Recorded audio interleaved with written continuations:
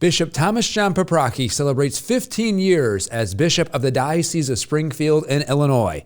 We sit down with the bishop to talk about his last 15 years and what he looks forward to in the next years.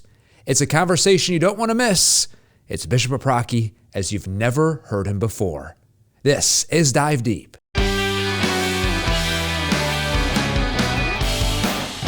From the Diocese of Springfield in Illinois, this is Dive Deep. We dive deep into our Catholic faith. I am Andrew Hansen, pleased to be joined by Bishop Paprocki. 15 years, Bishop. Congratulations. How are you? I'm doing great. Thanks very much. Good to be with you. Oh, you're welcome. Really excited about this conversation. We're going to get Bishop Paprocki's thoughts in the last 15 years, some interesting stories, and also looking ahead here in the next few years as he leads our diocese. Bishop, I want to first start with, when we set the scene for these 15 years, I want people to still hear, if they haven't, the funny story of you even becoming bishop of our diocese. Take us to that phone call, where you were, the days that followed, because it's pretty interesting. Well, I think I have to back up even before the phone call. So, I was a priest of the Archdiocese of Chicago. I was a chancellor under Cardinal Bernardin, and then Francis Cardinal George, and then auxiliary bishop under Cardinal George. So it was back when I was the chancellor and I was working for Cardinal George. I was flying to Rome with him for a meeting, and we were sitting next to each other on the plane, and I was reading a book, and he was very smart, very intellectually curious, and so he leaned over. He said, "What are you reading?" And I said, "Well, I'm reading a book about Abraham Lincoln." And he says, "Oh, you like Lincoln?" I said, "Yes, I do." So I think that stuck in his head that I like Lincoln. So years later, when the Diocese of Springfield opened up, I suspect that maybe he thought, "Oh, Paprocki likes Lincoln. I'll put his name in for Springfield." So I think that may have had something to do with it. The phone call, bishops always remember the phone call that they got about being appointed bishop. In my case, it's rather unique. Most bishops will tell you the phone call came from the Apostolic Nuncio, who is the Pope's ambassador or delegate to a country. In my case, I had two phone calls. First one, I was appointed auxiliary bishop of Chicago, and then was appointed to Springfield. In both cases, that phone call came from Cardinal Francis George. And I suspect he may have requested that personally. So I was pastor of a parish in Chicago when he called to tell me I was being named auxiliary bishop. And then, so in 2010, I was actually on my way to Rome for Holy Week. I was auxiliary bishop. There's not a whole lot for auxiliary bishops to do during Holy Week because the cardinal would do all the masses. I could concelebrate, but the pastors would be doing them services in their own parishes, and I would I was actually invited to go to Rome with a former rector of the seminary and his sister and brother-in-law. So I'm leaving for O'Hare on Monday morning of Holy Week. And the cardinal knew that. And so I got a message that he needed to talk to me before I got on the plane. So I didn't want to call him back in the car. I was with another priest. And so I got to the airport, and I got Cardinal George on the phone. He said, "Oh, good. Glad I got you before you left." He said, "Can you talk?" And I said, "Well, yes. What's up?" I said, "Well, I'm in the terminal at O'Hare. What's going on?" He said, and he was always very straight and right to the point. He said, "Well, you've been appointed the new bishop of Springfield in Illinois." And of course, the news is always a little bit jarring, but I don't remember exactly what I said. It was something like, well, I was going. He knew I was going to Rome, and I said, I will see the Holy Father on Wednesday because I was planning to go to the general audience that the Pope does in St. Peter's Square. And typically at the general audience, bishops are invited up to the platform or stage area with the Pope. And when he's done talking, bishops come up and then greet him one by one. So I was up there, and because it was Holy Week, there were only 4 bishops up there, a couple of bishops from the Roman Curia and a retired bishop, and then myself. And being auxiliary bishop, I was low in seniority, so I was the last one in line. When I asked Cardinal George on the phone, though, I said, "Well, when I see the Pope, do I say something to him about this?" And he says, "Well, you have to be careful because it's still under pontifical secret, and it's got to wait until the public announcement." So I get up there, and it's just me and Pope Benedict XVI and his bishop secretary, Archbishop Ganswein. And so I greeted the Holy Father, and I said, "Well, I understand you've just appointed me to Bishop of Springfield in Illinois." And he smiled, oh, yes, very good. And so I assured him I tried to be a good bishop, and he's just kind of smiling and nodding. And I'm wondering to myself, I wonder if he knows where Springfield, Illinois is. But that's kind of how the story came about.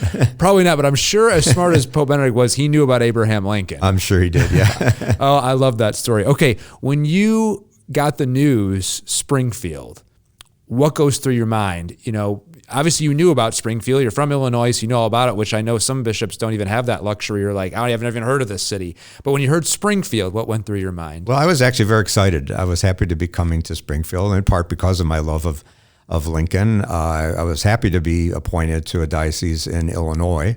In addition to being a priest and a bishop, I am a licensed attorney, and so I took the bar exam, and I'm licensed to practice here in Illinois. So that part of it, I didn't have to go to another state and take another bar exam.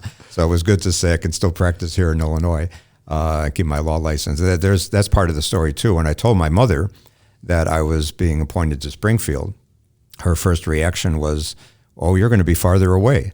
And at the time, Spokane, Washington was open as well. And I said, "Mom, Springfield's only a 3-hour drive. It might have been Spokane, Washington. This is much better." So she was happy, and I was happy about that too. But I was familiar with Springfield. My first time in Springfield was when I was in 8th grade. The 8th grade trip. The 8th grade trip. 8th grade field trip. We came by bus, and then when I was a senior in high school, our field trip was Springfield, Illinois. The big difference was we came by train on the Illinois Central. So I had some familiarity with Springfield and Lincoln. And then over the years, even as bishop, we had some of our meetings of the bishops of the province here in Springfield. In fact, I was here in 2003 for the sesquicentennial of the diocese when they had the big mass at the state fairgrounds, and I celebrated that mass. Well, that might be one of these, what you just mentioned. I was going to ask, what are some fond memories you have of 15 years here? What are some things that you're like, that was such a neat experience? Well, I'd say probably the highlight in many ways was the diocesan synod that we had in 2017. That's interesting, the timeline on that. So I came in 2010, but it took me that long to get a feel for the diocese and a feel that it's time. A diocesan synod comes from a Greek word which simply means meeting, but a synod it's not just a regular meeting. These don't happen very often. In fact, it was only the 4th synod since the founding of our diocese in 1853. So, and the last one previous to that was in 1964. So the idea of a synod is kind of sets the direction and the tone for the diocese. So it was actually kind of a year-long process. And so we had representatives from each of our 129 parishes that came, and we had a number of meetings. I had consultations with different groupings like the priests, the deacons, religious sisters, and just get a lot of input into the question of discipleship and stewardship. And then out of that came the synod document and our new mission statement, basically saying that our mission is to be disciples and stewards of our Lord's creation. Discipleship and stewardship is the highlight of that. So ever since then, I mean, that's been kind of, I take that as our marching orders. And when I go to parishes for parish visits, that's what we talk about. We talk about the 4 pillars of discipleship and stewardship, namely hospitality, prayer, formation, and service. And that makes for a whole conversation. I just ask them, well, what are you doing in your parish about those 4 pillars?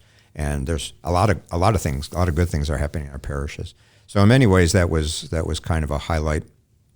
Another one, of course, would be the Diocesan Eucharistic Congress that we had, and the pilgrimage later that came right before the National Eucharistic Congress. But the one we had here in Springfield, Diocesan Eucharistic Congress, we had 5,000 people at the convention center in Springfield, and just a very uplifting experience that day. Yeah, that was an awesome day. What are you most proud of over the last 15 years?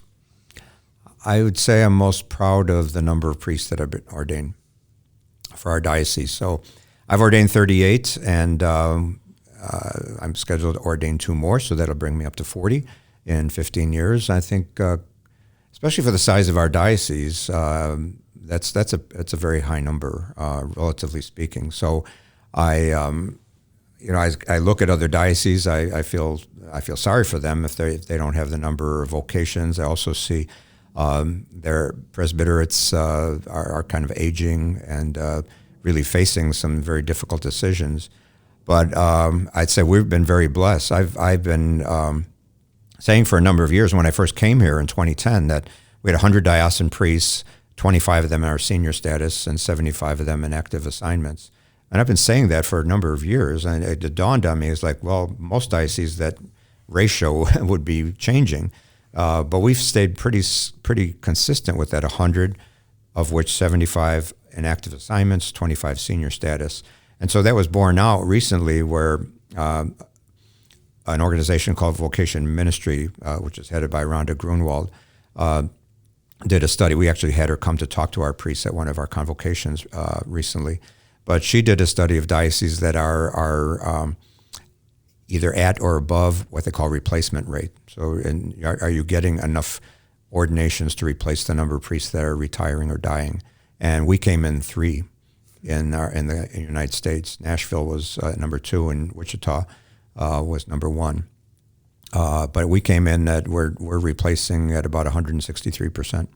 So that's very encouraging for us. And then also just looking at the demographics, relatively speaking, we have a fairly young presbyterate compared to some other dioceses too. So I think people should take hope in that. That I know people are very generous in supporting the education of our seminarians because people want priests in their parishes. And so if there's any one thing in terms of my legacy that I'd be proud of, that it is the number of priests that I've ordained for this diocese. It has been fantastic. Is there a regret or a do-over you would like to have, a mulligan for us golf fans out there when you think back to your 15 years? Well, I guess in some ways it's maybe premature to say it's a regret, but because it may still come about. I guess I would like to see more fruits of our synod. And by that I mean we talked about trying to do some of the things like emulating, as I just mentioned, Wichita.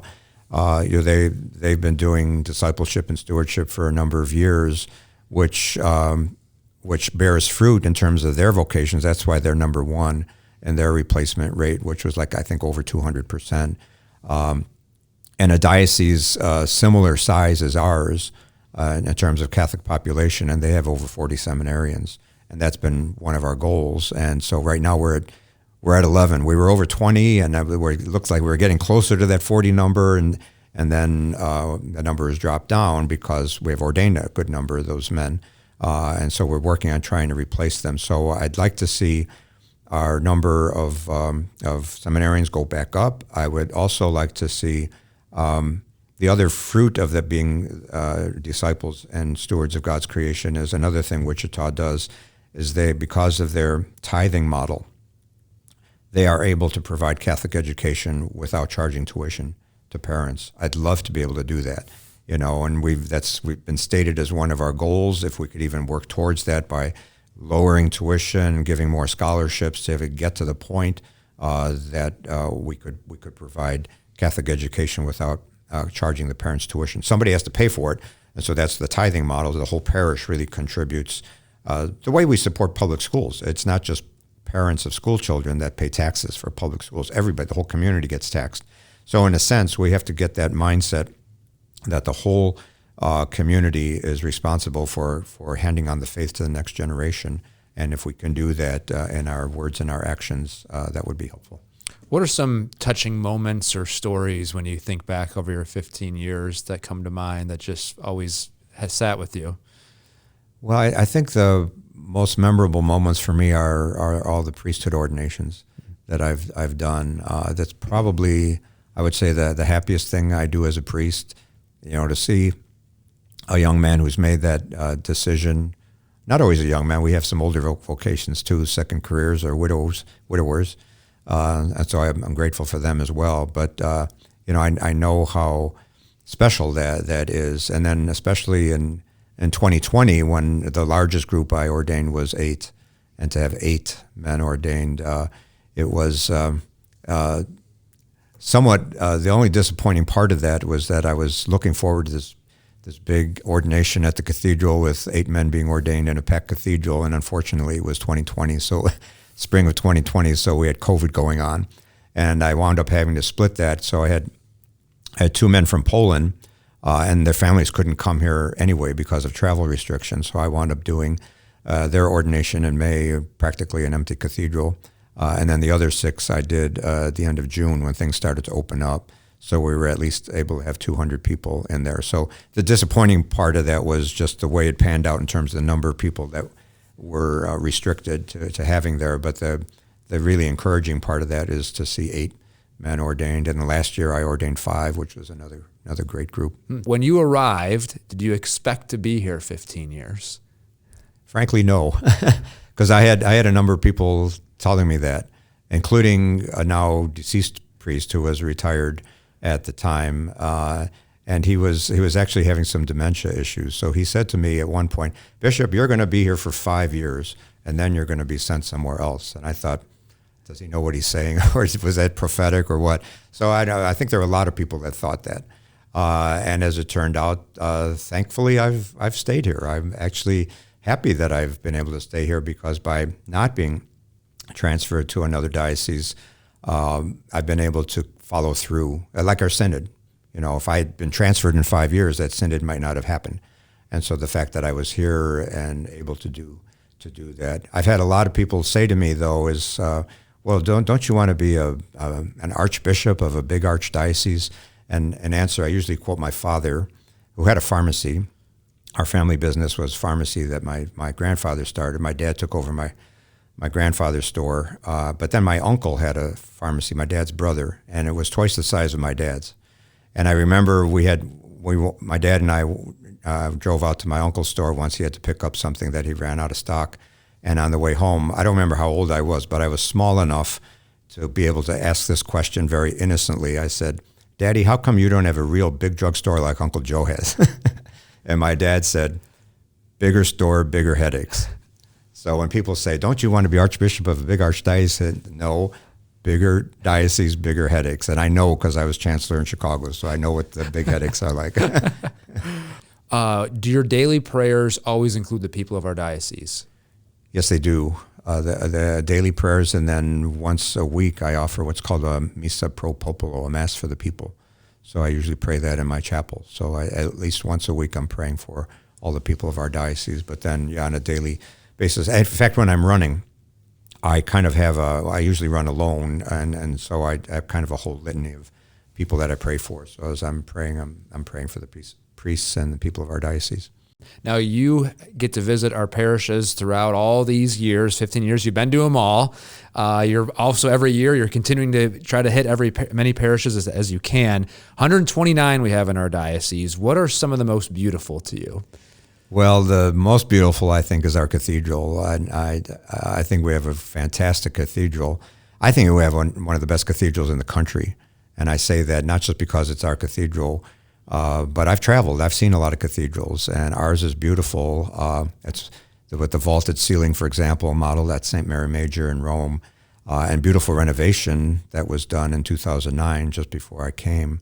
So I'm very proud of our cathedral. I love the windows in the cathedral that tell, each window tells a great story. Traveling around the diocese, another one in the diocese that's kind of a hidden gem that right here in Springfield a lot of people don't know about is St. Francis of Assisi Church. And some folks may have seen that that's on the campus that used to be the Chiara Center. So if they made a retreat there, perhaps they saw that. But since it's not a parish church, many people have never even seen it. It is now the location where the Norbertine Fathers have their priory, and so they are offering Mass there. That's open to the public, and that's also going to be the site for our San Damiano College for the Trades. So hopefully that'll get more exposure to people. Other churches, Blessed Sacrament Church in Springfield is beautiful, St. Francis Solanus and Quincy, as well as St. Francis and Teutopolis. Yeah, I'm thinking of Teutopolis, and that's even some of our smaller churches. A lot of small country churches, and I think one of our most beautiful small churches is St. Mary's in Brussels. That was a church that burned to the ground. I think it was my second Christmas here, and it burned down on Christmas Eve. and they were able to save the walls, but basically it had to be rebuilt, and I was able to rededicate it a couple years later, and it's a beautiful little church just in the town of Brussels, Illinois. What's your message to our priests and our diocese here celebrating 15 years? Well, I would say to priests that, our ministry is not our own. It really belongs to Jesus Christ. And so I think it's important for all of us, as I try to do, to have a good, strong prayer life, and to stay connected to the Lord, because it can't devolve into something like it's just my own. It's not my show. It's not my program. It's our Lord's. And so always for us to keep that very much in the forefront of our minds. Lord, am I doing what you want me to do? Am I being another Christ to the people of this diocese? So that would be my main message to them. And what's your message to the lay faithful? Well, the lay message to the lay faithful would be along those lines. We're all called into a relationship with Jesus Christ, and he wants us to spend eternity with him in his kingdom. So I think just as a priest needs to foster his relationship with regular prayer so that he makes sure that he's representing Christ properly in his ministry, our goal is to be with Christ forever in heaven. So it should color our daily activities, our prayers, going to church every Sunday and Holy Day. Those are really essential ways to keep receiving the Eucharist frequently. Eucharistic adoration, those are ways to stay close to our Lord. What's something you've learned over the last 15 years? What have I learned over the last 15 years? Whether it has to do with our faith, just being a pastor of souls, moving to a new city that you didn't know anyone. What's something that, maybe an expectation that completely you missed? You came here, I was expecting this, didn't happen. Well, I learned. First of all, I learned all the priest names of our diocese, and I got to know the folks here. Coming here, I felt I had a pretty good idea of what it meant to be a bishop. So I was chancellor under 2 cardinals in Chicago, and then I was auxiliary bishop. So when I was appointed bishop here, I felt like I knew what it meant to be a bishop. What was different, I didn't know anybody here. I didn't even know. I maybe knew a couple of priests. And so, but it didn't take long. So I've been very impressed with the people I've met. I think also the depth of the faith amongst lay people as well as priests. I'm very, very happy to see that. I've been impressed with the Sisters of St. Francis of the Martyr St. George. I mean, they continue to get vocations, and that's very uplifting too. Other communities of women religious are struggling, but it's nice to see a community that's getting vocations, and it's nice to see young women making that decision and saying they want to answer the call to follow religious life. All right, we'll get you out on this one. You're turning 75 in a couple of years. Hopefully I know you have to submit your mandatory retirement. Every bishop has to do that at 75, so hopefully we'll have you longer than that, but of course it's up to the Holy Father. What are your goals over the next couple of years? What are some things you look forward to? What's some things you want to accomplish? Well, I'm looking forward to some big celebrations that we're going to have in 2028. So I'll turn 75 in 2027. So that's when I officially have to turn my letter in. Of course, it depends on the Holy Father, but I would hope that maybe he would give me another year that I could stay for those big events. In 2028, we'll have the 100th anniversary of the dedication of our cathedral in Springfield. It'll be the 175th anniversary of our diocese. And then I have a couple of personal anniversaries. So it'll be my 50th anniversary of ordination as a priest and my 25th anniversary of ordination as a bishop. All of that's happening in 2028. So that seems like it's a long way off yet, but I know time goes fast. So we're already starting to talk about having some big celebrations for those events. So just like we had our Diocesan Eucharistic Congress in 2023 with 5,000 people at the convention center, we've already begun some conversation. What do we want that to look like in 2028? We have to do something, obviously, in the cathedral to celebrate the centennial of the cathedral, but also recognizing that there's limited seating there. So I want to do something that that we'll be able to have more the people of the diocese. So it could be, I mean, like we did in 2023, maybe some kind of an event at the convention center, or possibly even like as the diocese did at the sesquicentennial in 2003 to do something at the state fairgrounds. So we're talking about all those things. So, but that's something exciting to look forward to. 15 years, Bishop Oprocki. It's been a pleasure. Thank you for saying yes to your vocation, and thank you for saying yes originally to be an auxiliary bishop, which then, of course, led you here. So good stuff. Thank you, Bishop. You're welcome. This has been Dive Deep. For more podcasts, head to our YouTube page, youtube.com/Dio Springfield. Hey, send a letter to Bishop Oprocki. Give him some love. Tell him thank you for his leadership and being our bishop. Thanks for joining us here on Dive Deep.